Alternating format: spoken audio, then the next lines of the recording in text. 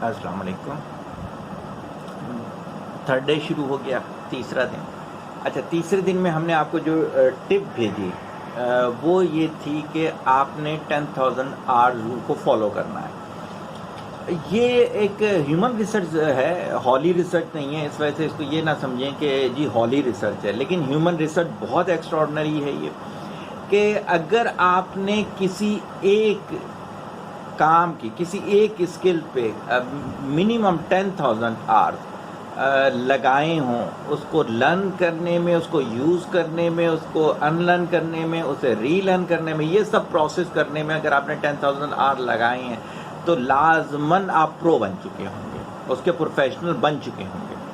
तो जो लोग हमारे पास आते हैं और एंटरप्रेन्योर बनना चाहते हैं और ओवरनाइट वो चाहते हैं कि वो तरक्की करें, मैं अपनी बात बताऊंगा, बहुत सारी मेरी स्किल्स ऐसी होंगी जिसमें मुझे वो कामयाबी हासिल नहीं हुई होगी जो दूसरों को हासिल हो गई होगी, लेकिन उसी के बजाय मेरी कुछ स्किल्स ऐसी हैं जिसको मैं एवरेज समझ रहा हूँगा, लेकिन मैंने उसको 10,000 आवर दे दिए, जिसकी वजह से क्या है कि मैं उसमें बहुत आगे चला गया। जैसे मेरा YouTube चैनल है, अगर देखा जाए तो वो उसके सब्सक्राइबर उसको वैसे नज़र नहीं आएंगे, इसी के बजाय मेरे कंसल्टेंसी के क्लाइंट जो हैं वो मेरा ख्याल से पाकिस्तान में अगर पहले नहीं तो शायद दूसरे तीसरे नंबर पर होंगे। तो दैट्स वाई ये है कि जिस स्किल पे आप 10,000 आवर दे देंगे वो आपकी स्किल जो है वो पूरे तरीके से प्रोफेशनल हो जाएगी। मुझे लगता है इसी वजह से YouTube वालों ने मोनेटाइजेशन के लिए 4,000 आवर रखे हैं कि 4,000 आवर जब उनका तक कंप्लीट नहीं होते आप वो मोनेटाइज नहीं करते। क्यों? उस वक्त तक आपके चैनल के अंदर जो है ना वो सो कॉल्ड चबलें चल रही होंगी। अगर 4,000 आवर्स हो जाएं और साथ में 1,000 सब्सक्राइबर हो जाएं, इसका मतलब ये है कि अब आप जो मैनुअल दे रहे हैं वो दुनिया के लिए कारआमद है। तो ये वाली टिप जो थी ये आपको दी। यहीं पर एक और बात कि मुझसे बहुत सारे लोगों ने कहा है जो आप डेली हमें वीडियो भेजते हैं अगर उसको भी एक्सप्लेन कर दें, दिखते हैं, सोचते हैं, वादा नहीं करता, क्योंकि ऑलरेडी ये है कि डेली बेसिस पे 8-10 मिनट भारी ना पड़ जाए आपके लिए।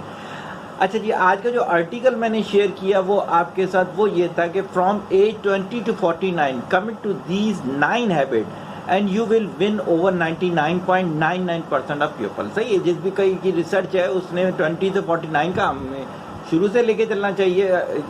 एक इंसान में ये 9 हैबिट होनी चाहिए भाई अगर वो कामयाब होना चाहता है। पहली क्या? टॉक लेस, फालतू की बातें नहीं करनी चाहिए।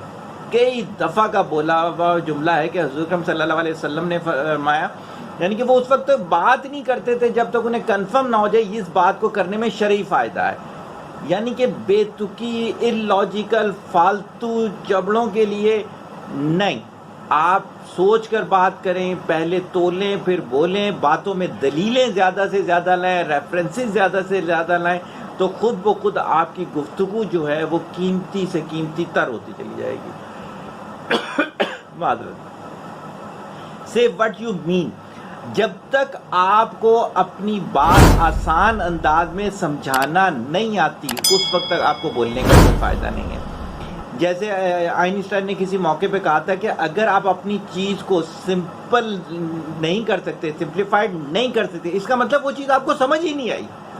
यानी कि अगर आप अपनी बात को सादा तरीके से बयान नहीं कर सकते तो इसका मतलब ये है कि वो बात के मामले में आप खुद कंफ्यूज हो, आपको खुद वो बात क्लियर नहीं है।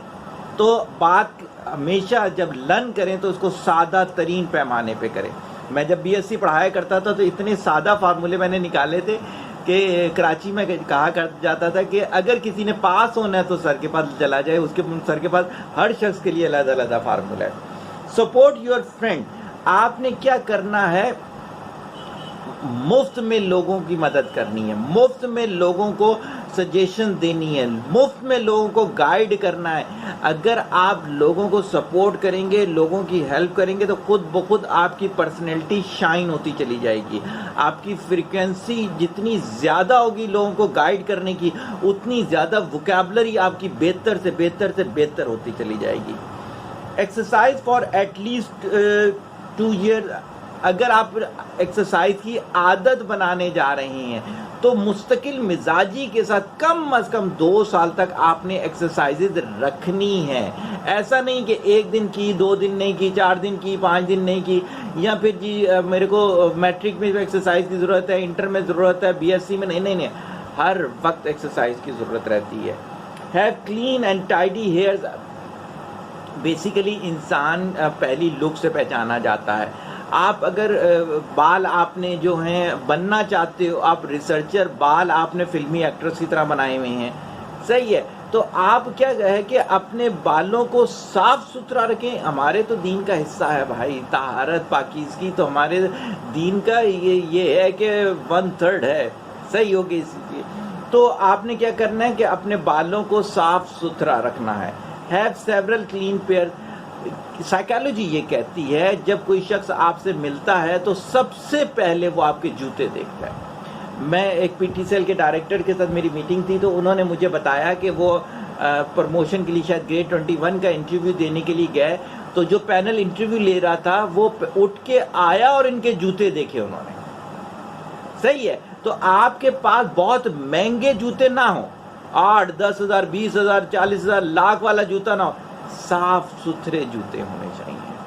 صحیح ہے.